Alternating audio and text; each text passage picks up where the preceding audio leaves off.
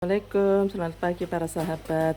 Saya akan menunjukkan koleksi burung-burung saya, meskipun hanya dua, tetapi juga cukup meramaikan di sisi pinggir kebun saya. Ini adalah lovebird, kami punya 4 dan sudah bertelur sebenarnya, tapi belum jadi nih.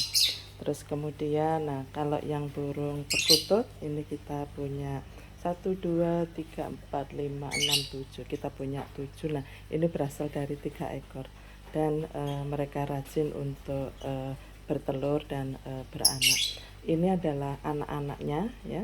Nanti induknya saya beritahu. Nah, ini induknya kami beli dari Kalimantan, katanya sih cukup bagus ya. Nah, ini adalah induknya ada di sini ya. Ini sedang mengerami ya, ada telurnya yang sudah saya lihat ya.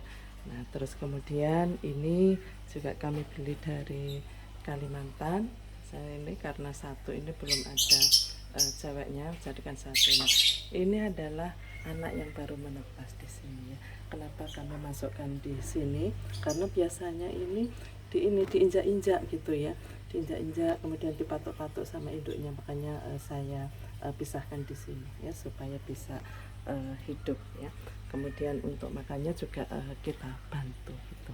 Baik, terima kasih. Salam sehat. Wabillahi taufik wa hidayah. Wassalamualaikum warahmatullahi wabarakatuh.